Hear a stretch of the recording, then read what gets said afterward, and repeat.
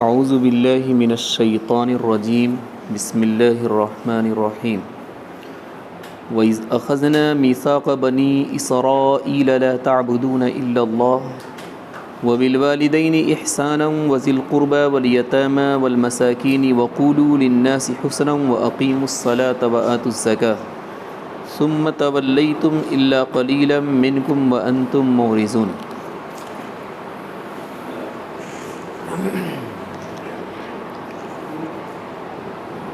بات چل رہی تھی زکوٰۃ پر۔ اللہ تبارک و تعالی نے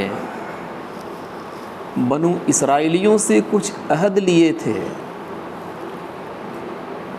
جس کا ذکر یہاں کیا ہے، لا تعبدون الا اللہ، تم لوگ صرف اور صرف اللہ کی عبادت کرنا، وبالوالدین احسانا، والدین کے ساتھ اچھا سلوک کرنا، وذی القربی، رشتہ داروں کے ساتھ اچھا برتاؤ کرنا، یتیموں کے ساتھ اچھا برتاؤ کرنا، مسکینوں کے ساتھ اچھا برتاؤ کرنا، وقولوا للناس حسنا، اور لوگوں سے اچھی باتیں کہنا، واقیموا الصلاۃ، اور نماز قائم کرنا، وآتوا الزکاۃ، اور زکوٰۃ ادا کرنا۔ یہ سارے معاہدے اللہ تبارک و تعالیٰ نے بنو اسرائیلیوں سے لے رکھے تھے۔ ان معاہدوں کے اندر یہ امت بھی شامل ہے۔ اس امت کو بھی یہی حکم ہے کہ صرف اللہ کی عبادت ہو، والدین کے ساتھ حسن سلوک ہو، رشتہ داروں کے ساتھ حسن سلوک کیا جائے، یتیموں کے ساتھ اچھا برتاؤ کیا جائے، مسکینوں کے ساتھ بھی اچھا برتاؤ ہو، اچھی باتیں کہی جائے، اور نماز ادا کی جائے، زکوٰۃ بھی دی جائے۔ میں نے زکوٰۃ کے فوائد پر کچھ باتیں کی تھی کہ دیا ہوا اللہ کے راستے میں کہیں نقصان نہیں جاتا۔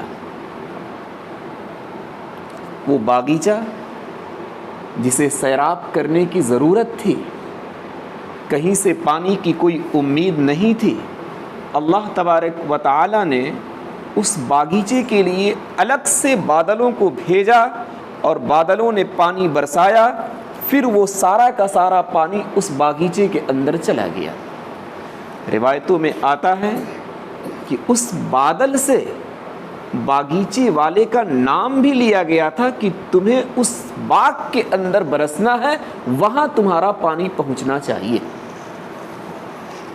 مثل الذین ينفقون اموالهم فی سبیل اللہ کمثل حبۃ انبتت سبع سنابل فی کل سنبلۃ مئۃ حبۃ واللہ یضاعف لمن یشاء واللہ واسع علیم۔ اللہ کے راستے میں آپ اپنے پیسوں کو خرچ کیجئے گا، یہ کہیں جائے گا نہیں۔ قرآن نے اس کی ایک مثال دی۔ کسان ایک دانہ زمین پر ڈالتا ہے، پھر اس دانے سے اللہ تبارک و تعالی الگ الگ 7 بالیاں اگاتا ہے، پھر ہر ایک بالی میں 100 دانے اللہ تبارک و تعالی پیدا کرتا ہے۔ ایک دانے سے کتنے دانے ہو گئے؟ 700 دانے حاصل ہو گئے۔ اللہ نے فرمایا کہ اللہ کے راستے میں خرچ کرنے والوں کی مثال، اپنا مال لگانے والوں کی مثال، غریبوں اور محتاجوں کی ضرورت پوری کرنے والوں کی مثال بس یہی ہے کہ ایک پیسے خرچ کرے گا، اس کے بدلے میں اللہ تبارک و تعالی 700 عطا کریں گے۔ اتنا ہی نہیں، واللہ یضاعف لمن یشاء، اتنا تو طے ہے۔ اگر اخلاص رہا، صرف اور صرف اللہ کی رضا مندی شامل رہی کہ ہم ایک غریب کو دے رہے ہیں اپنی زکوٰۃ کا مال، اپنے صدقات کا مال اللہ کو خوش کرنے کے لیے، تو اللہ 700 سے بھی زیادہ بڑھا دے گا۔ مفسرین نے لکھا ہے اس آیت کے تحت کہ خرچ کرنے والوں کی مثال کھیتی کرنے والوں سے دی گئی ہے.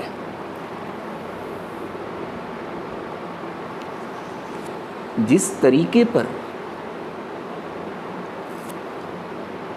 ایک دانہ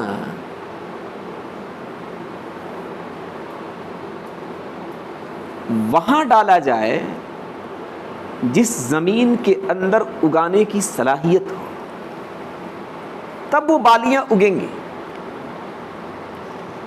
ایسے ہی خود اس دانے کے اندر بھی اگنے کی صلاحیت, مرا ہوا دانہ نہ. ایسے ہی وہ کسان کھیتی کے سارے فنون کو جانتا ہو کہ کب پانی کی ضرورت ہے, کب اسے دھوپ لگنی چاہیے, کب اسے خشک ہونے کی ضرورت ہے, کب اسے ہمیں کاٹنا ہے, کب اسے گھر لے جانا ہے, یہ سارے کاموں سے وہ ماہر ہو. تو دانے کے اندر بھی اگانے کی صلاحیت ہو, زمین کے اندر بھی اگانے کی صلاحیت ہو, ایسی کسان کھیتی کے تمام فنون کو جانتا ہو, تب جا کر اس دانے سے یہ بالیاں اگیں گی اور 700 دانے ہم حاصل کر سکتے ہیں. بالکل یہی ساری شرطیں ہمارے خرچ کرنے کے اندر بھی لگیں گی. وہ پیسہ جسے ہم خرچ کر رہے ہوں حلال ہو. نمبر 2, خرچ کرنے کا ارادہ صرف اور صرف اللہ کی رضامندی اور اس کی خوشنودی کو حاصل کرنا ہو. نمبر 3, خرچ جہاں کرنا ہے وہاں خرچ کرنا ہو.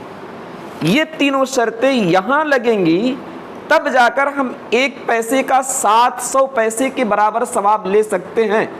اور اگر تینوں شرطوں میں سے ایک بھی غائب ہو جائے تو پھر ہمیں یہ ثواب حاصل نہیں ہوگا.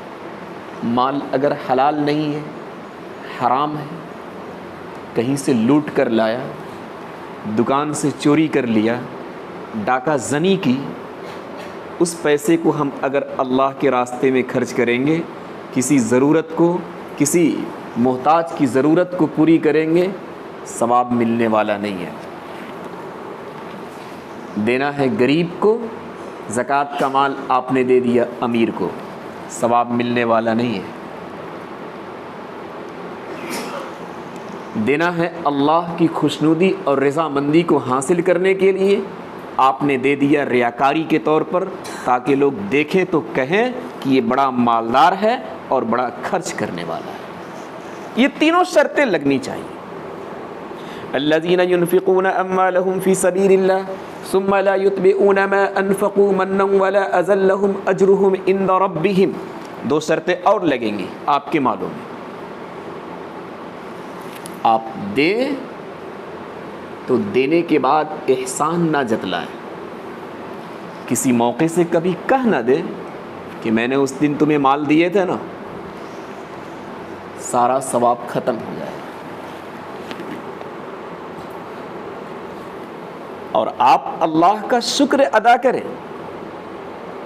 کہ آپ کو غریب اور مسکین مل گیا جہاں آپ کا مال لگ رہا ہے. ولا اذى, کسی کو ذلیل اور کسی کو رسوا اور کسی کو تکلیف دینے کی غرض سے اپنے مال کو خرچ نہ کریں. یہ دونوں شرطیں بھی لگیں. ذلیل سمجھ کر نہ دیں, دینے کے بعد احسان نہ جتلائیں. تو گویا کہ یہ 700 کا ثواب جو آپ کو ملے گا 1 پیسے پر, اس کے ساتھ 5 شرطیں لگیں گی تب جا کر یہ ثواب حاصل ہونے والا ہے. نمبر 1, وہ مال حلال ہو.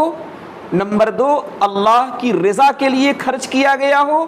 نمبر 3, صحیح جگہ پر خرچ کیا گیا ہو. نمبر 4, احسان نہ جتلایا گیا ہو. نمبر 5, ذلیل اور خوار سمجھ کر نہ دیا گیا ہو. وَآتُوا الزَّکَاۃَ, اللہ کے راستے میں اپنے مالوں کو لگائیے. اور اللہ کا بہت بڑا کرم ہے اس امت پر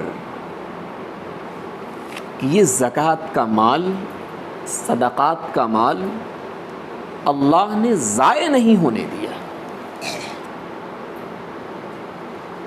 بلکہ غریبوں کے کاموں میں لگا دیا، مسکینوں اور محتاجوں کے کاموں میں لگا دیا، ان کی ضرورتوں میں لگا دیا۔ پہلے کی امتوں کا حال یہ تھا کہ زکوٰۃ کی ادائیگی، صدقات کی ادائیگی ایسے نہیں ہوتی تھی، مال ضائع ہو جاتا تھا۔ آدم علیہ السلام کے دو بیٹے ہیں، حابیل اور قابیل، دونوں کا ایک واقعہ قرآن کریم نے نقل کیا ہے۔ ان کے زمانے میں نسل کو آگے بڑھانے کے لیے صرف ایک ہی راستہ تھا۔ ہمارے یہاں تو بہت سارے راستے ہیں، اس گھر والے کی شادی وہاں کر دو، اس گھر والے کی شادی وہاں کر دو، اس گھر والے کی شادی وہاں کر دو۔ آدم اور حوا کے زمانے میں تو ان دونوں کے علاوہ کوئی تیسرا شخص تھا نہیں انسانوں میں سے۔ اللہ نے نسل جو چلائی ہے وہ عجیب و غریب طریقے سے چلائی ہے۔ ہر ایک لڑکے کے ساتھ اللہ تبارک و تعالیٰ ایک لڑکی کو بھی پیدا کرتا تھا۔ قابیل پیدا ہوا، اس کے ساتھ ایک لڑکی، پھر دوسری مرتبہ حابیل پیدا ہوا، اس کے ساتھ ایک لڑکی۔ اب اللہ تبارک و تعالیٰ نے نظام کیا بنایا؟ قابیل کے ساتھ جو لڑکی پیدا ہوئی ہے، اس لڑکی کی شادی حابیل سے کی جائے گی، اور حابیل کے ساتھ جو لڑکی پیدا ہوئی ہے، اس لڑکی کی شادی قابیل سے کی جائے گی۔ اتنا سا فرق بس۔ ہوا کیا؟ قابیل کے ساتھ جو لڑکی پیدا ہوئی تھی وہ خوبصورت تھی، اور حابیل کے ساتھ جو لڑکی پیدا ہوئی تھی وہ بدصورت تھی۔ تو اب تو قابیل کی شادی اس وقت جو لڑکی پیدا ہوئی ہے اس سے تو ہو نہیں سکتی، حابیل کے ساتھ جو لڑکی پیدا ہوئی ہے اس سے ہوگی جو کہ بدصورت ہے۔ تو قابیل کی شادی حابیل کے ساتھ جو لڑکی پیدا ہوئی تھی اس سے ہونے والی تھی، اور حابیل کی شادی قابیل کے ساتھ جو لڑکی پیدا ہونے والی تھی اس سے ہونے والی تھی۔ قابیل نے کہا کہ میں اس لڑکی سے شادی نہیں کروں گا، وہ تو بدصورت ہے، ہمارے ساتھ جو لڑکی پیدا ہوئی ہے وہ خوبصورت ہے، اس سے شادی ہونی چاہیے۔ آدم علیہ السلام نے فرمایا کہ ایسے فیصلہ نہیں ہوگا،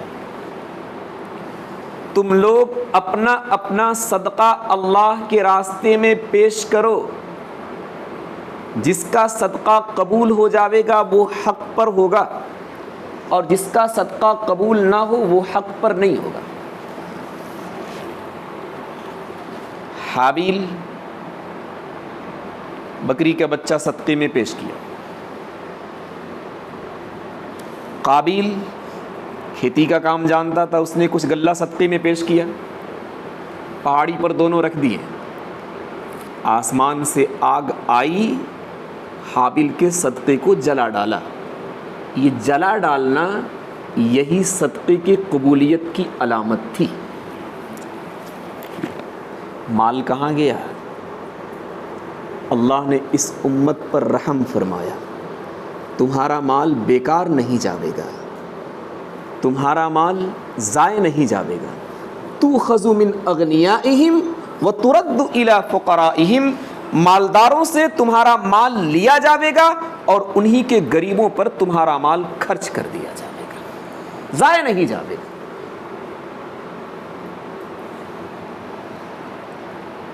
ایک مرتبہ آپ صلی اللہ علیہ وسلم نے فرمایا کہ قیامت کے دن اللہ تبارک و تعالیٰ ایک شخص کو بلائے گا اور کہے گا کہ میں بیمار تھا، میری عیادت کے لیے تم نہیں آئے۔ وہ شخص عرض کرے گا کہ اللہ، تو دونوں جہان کا مالک ہے، ہم تمہاری عیادت اور مزاج پرسی کیسے کرتے؟ اللہ فرماوے گا کہ تمہارے گھر کے بغل میں پڑوسی بیمار تھا، تم اس کی عیادت کے لیے جاتے، مزاج پرسی کے لیے جاتے، وہاں مجھے پاتے۔ پھر اللہ عرض کرے گا کہ مجھے بھوک لگی تھی، تو نے مجھے کھانا نہیں کھلایا۔ وہ بندہ عرض کرے گا کہ اللہ تو رب العالمین ہے، سارا جہان کا مالک ہے، میں تمہیں کھانا کیسے کھلا سکتا؟ اللہ کہے گا تمہارا پڑوسی بھوکا تھا، تم اسے کھانا کھلاتے تو اس کا ثواب میرے یہاں تم پا لیتے۔ پھر اللہ عرض کرے گا کہ میں پیاسا تھا، تو نے مجھے پانی نہیں پلایا۔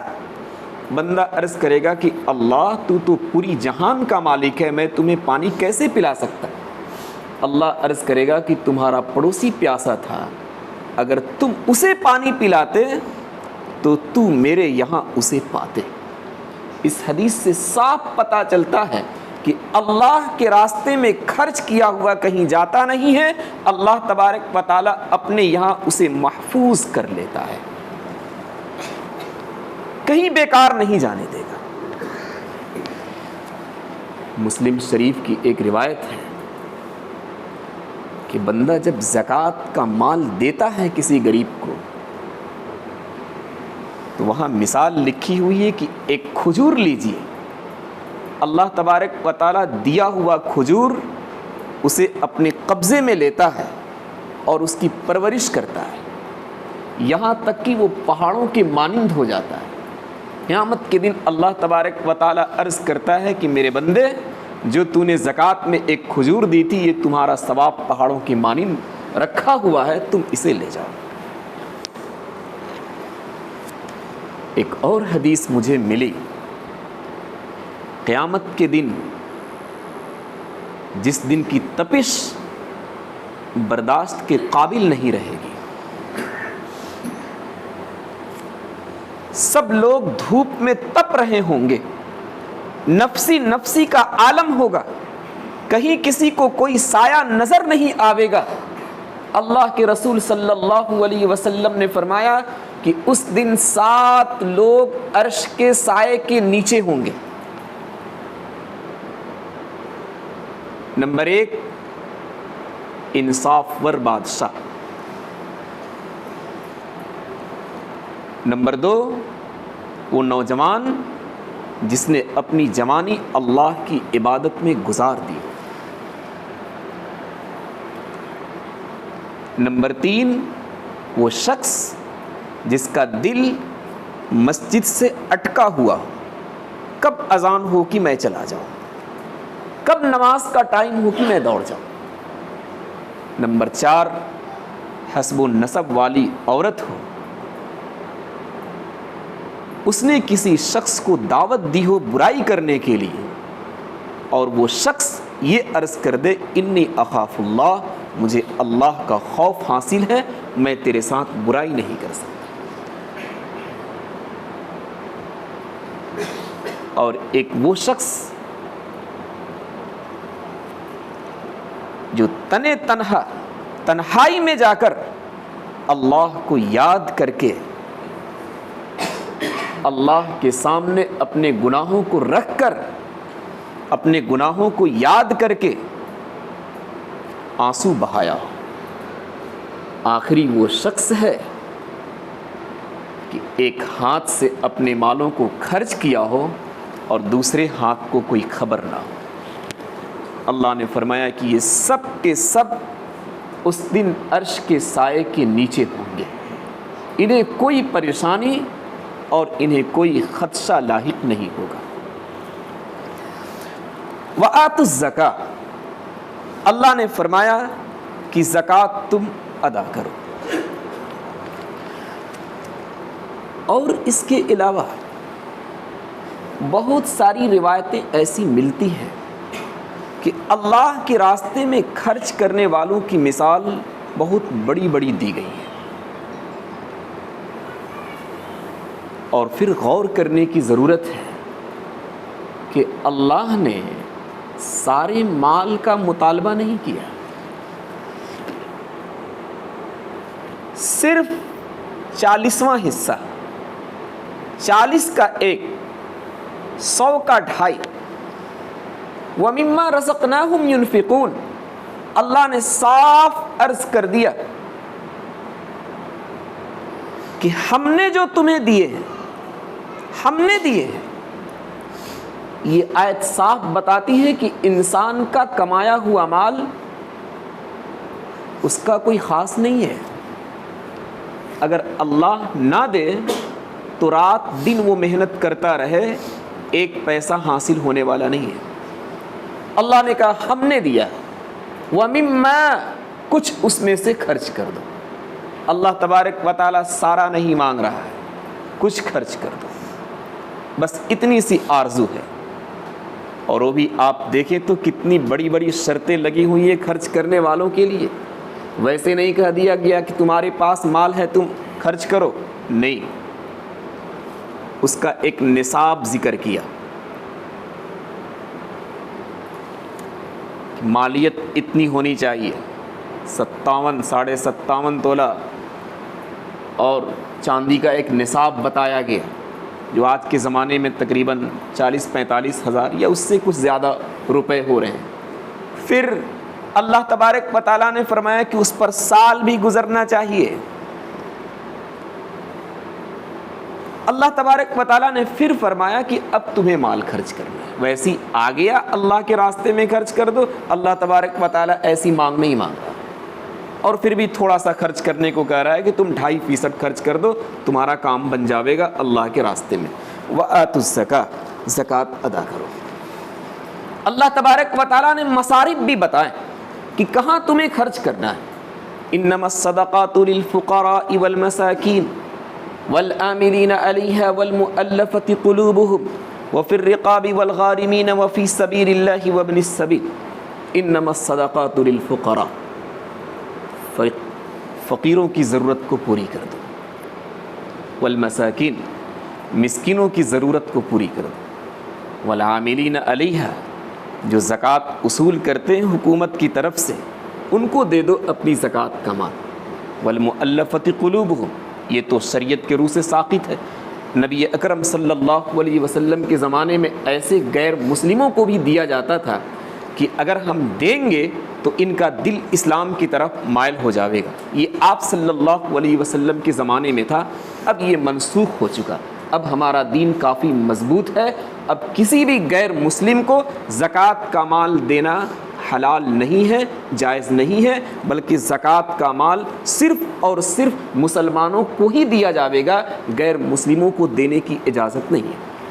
الغارمین فی سبیل اللہ، اور آگے بیان کہ فی سبیل اللہ وابن السبیل، اللہ تبارک و تعالیٰ نے فی سبیل اللہ کے اندر مدرسوں کو ذکر کیا کہ وہاں بھی ضرورتیں ہیں، غریب بچے پڑھتے ہیں، جہاں سے دین کے کام ہوتے ہیں۔ آپ کو ائمہ ملیں گے، آپ کو مؤذنین ملیں گے، آپ کو علماء ملیں گے، آپ کو مفتیان ملیں گے، آپ کو فقہا ملیں گے، جو دین کے قلعے ہیں، وہاں بھی زکوٰۃ کے مال کو لگانے کا حکم اللہ تبارک و تعالیٰ نے دیا۔ وابن السبیل، اللہ نے فرمایا کہ ایک ایسا مسافر جو گھر کے اعتبار سے تو مالدار ہو لیکن وہ سفر میں ہو اور وہاں اسے پیسے کی ضرورت پڑے تو اس مسافر کو بھی زکوٰۃ کا مال دیا جا سکتا ہے۔ وآتوا الزکاۃ، اور زکوٰۃ ادا کرو۔ یہ سارے احکام اللہ تبارک و تعالیٰ نے ہم لوگوں کو بھی دیے ہیں۔ لا تعبدون الا اللہ، اللہ کی عبادت کرو۔ وبالوالدین احسانا، والدین کے ساتھ حسن سلوک کرو۔ وذی القربہ، رشتہ داروں کے ساتھ بھی حسن سلوک کرو۔ والیتامیٰ، یتیموں کے ساتھ بھی اچھا برتاؤ کرو۔ والمسکین، مسکینوں کے ساتھ بھی اچھا برتاؤ کرو۔ وقولوا للناس حسنا، اور لوگوں سے اچھی باتیں کہو۔ واقیموا الصلاۃ، اور نماز کو قائم کرو اور زکوٰۃ ادا کرو۔ ثم تولیتم الا قلیلا منکم وانتم مورزون، اللہ نے فرمایا بنو اسرائیلیوں سے تم لوگ اس سے اعراض کرتے ہو، بس تھوڑے سے لوگ اس حکم پر عمل کرتے ہیں، اس معاہدے پر عمل کرتے ہیں۔ یہ آیت مکمل طریقے پر اس امت پر بھی فٹ آتی ہے۔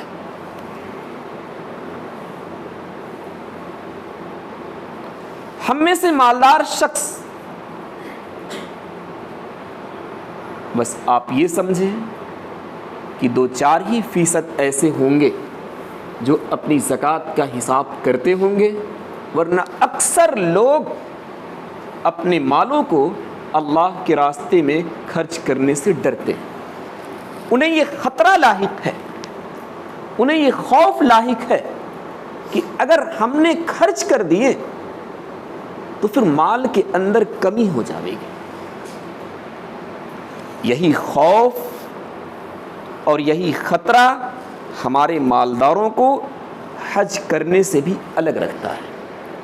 ایک مالدار یہ سوچتا ہے کہ اگر ہم نے حج کیے اور 4-5 لاکھ روپے ہم نے لگا دیے، پھر تو ہمارے مالوں کے اندر ایک اچھا خاصا کمی آ جائے گی۔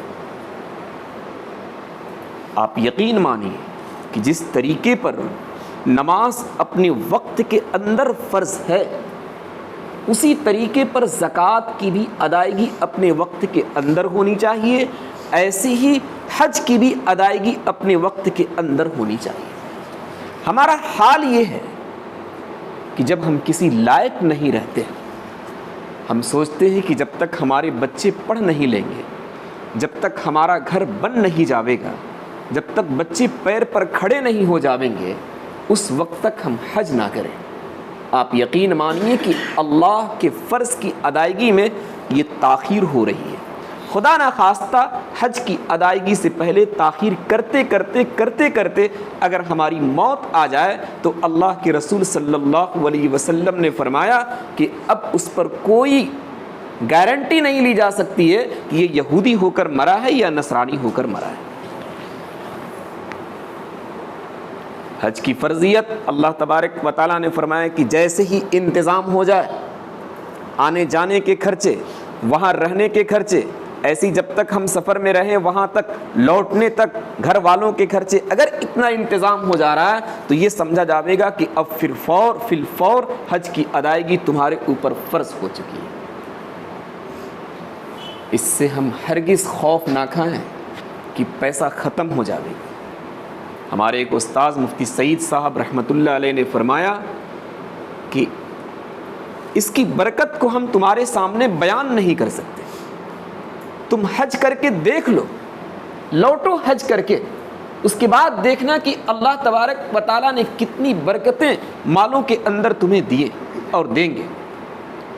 حضرت فرماتے ہیں کہ میرا حال یہ تھا کہ 11 لڑکے تھے، میں دارالعلوم سے جو تنخواہ لیتا تھا 20 دن کے اندر پیسے ختم ہو جاتے تھے۔ اللہ تبارک و تعالیٰ نے انتظام کیا، ہم نے حج کیا، حج کر کے جب میں آیا تو اللہ تبارک و تعالیٰ نے اتنی فراوانی دی کہ جب تک دارالعلوم سے ہم نے پیسے لیے تھے وہ سارے پیسے ہم نے دارالعلوم کو واپس کیے اور اپنے آپ کو بالکل الگ رکھا کہ اب اللہ کے راستے میں فی سبیل اللہ میں پڑھاؤں گا، فری پڑھاؤں گا، اور دارالعلوم سے اب میں پیسے نہیں لوں گا۔ یہ صرف اور صرف حضرت کا بیان ہے کہ زکوٰۃ کی، یہ کیا کہتے ہیں کہ حج کی برکت ہے۔ ہم حج کر کے دیکھیں کہ مالوں کے اندر برکت کتنی ہوتی ہے، ورنہ لکھا ہے کتابوں کے اندر کہ یا تو مال ہمیں چھوڑ کر چلا جاوے گا یا ہم مالوں کو چھوڑ کر چلے جاویں گے، اور کوئی راستہ نہیں ہے۔ بس سب سے اچھا طریقہ یہی ہے کہ اللہ نے جب دیا ہے تو اس وقت کو ہم غنیمت سمجھے، اور اللہ کے جتنے احکام ہیں پیسے والے، ان احکام کو ان پیسوں سے ہم پورا کر دیں تاکہ اللہ تبارک و تعالیٰ کی رضامندی اور خوشنودی حاصل ہو جائے، ورنہ کب نمبر آ جاوے گا اس کی کوئی گارنٹی نہیں لی جا سکتی ہے۔ ثم تولیتم الا قلیلا منکم وانتم مورزون، تم لوگ اعراض کرتے ہو مگر تھوڑے سے، وانتم مورزون، اور تم لوگ اعراض کرنے والے۔ بس سبحان اللہ۔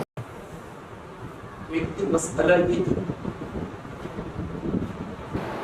کہ زمزم کے پانی سے وضو کرنا، غسل کرنا، اس کی کیا حقیقت ہے؟ فقہاء نے لکھا ہے تبرکن، برکت حاصل کرنے کے لیے اگر کوئی وضو کر رہا ہو، غسل کر رہا ہو، تو تبرکن اجازت دی جائے گی.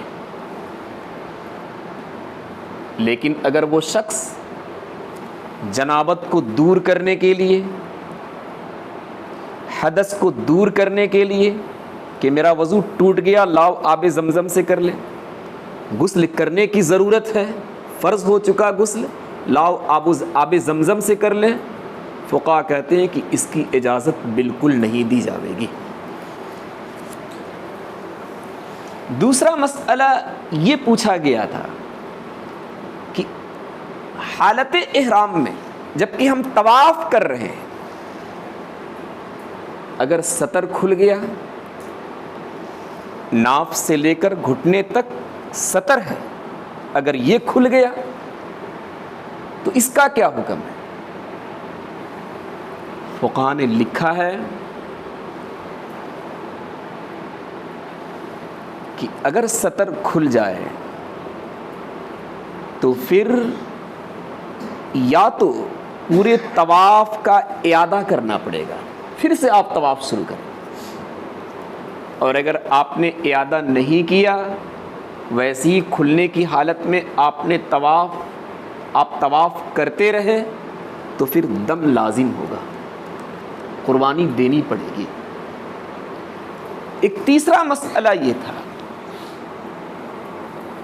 کہ ایک شخص کی عید الاضحیٰ کی نماز فوت ہو گئی، اب وہ قربانی کرنا چاہتا ہے. فقہاء نے لکھا ہے کر سکتا ہے.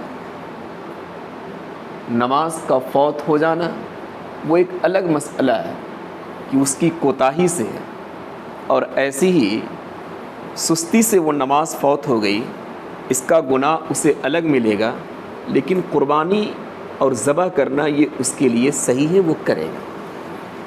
ایک اور مسئلہ پوچھا گیا تھا کہ دم کیا چیز ہے، ایسی وہ کب واجب ہوا کرتا ہے.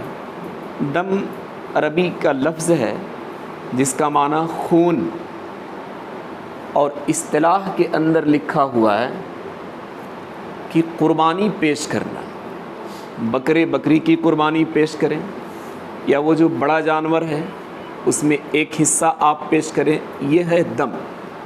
اور یہ حج کے وقت میں ہوتا اس وقت ہے کہ جو احرام کے ممنوعات ہیں ان میں سے کسی کا ہم ارتکاب کریں گے تو پھر وہ دم لازم ہوگا. ایسے ہی جو احرام کے واجبات ہیں جنہیں ہمیں کرنا ہے، اگر ہم نے کسی کو چھوڑ دیا تو پھر یہ دم لازم ہوگا. آپ اس کو مثال سے سمجھیں کہ اگر کسی شخص نے احرام کی حالت میں مکمل ایک عضو پر خوشبو لگا لیا، احرام کی حالت میں خوشبو لگانا منع ہے، تو پھر دم واجب ہوگا. کسی نے بالوں میں مہندی لگا لیا، دم واجب ہوگا. کسی نے پورے ایک ہاتھ کے ناخن کاٹ لیے احرام کی حالت میں، دم واجب ہوگا. یہ ساری چیزیں ہیں. ایسی آپ یہ سمجھیں کہ وقوف مزدلفہ کرنا تھا اور اس سے پہلے جو ہے احرام سے نکل گیا، تو یہ ساری شکلیں دم کی ہیں. ایسی جو حاجی جاتا ہے دم کیا کہتے ہیں کہ تمتع کرنے کے لیے، یا قارن وہ ہوتا ہے. تمتع کا مطلب یہ ہوتا ہے کہ وہ جب احرام باندھا تو اسی احرام میں عمرہ بھی کرے گا اور عمرہ سے فارغ ہو کر پھر وہ حج میں چلا جائے گا. تو یہ گویا کہ ایک سفر میں آپ نے فائدہ اٹھا لیا، عمرہ بھی آپ کا ہو گیا اور حج بھی ہو گیا. تو اسے کہتے ہیں دم شکر، کہ اللہ کا شکر ہے کہ ایک ہی سفر میں دونوں کام ہو گیا. اس شکر میں آپ ایک دم دیجئے، اللہ کے راستے میں قربانی کیجیے.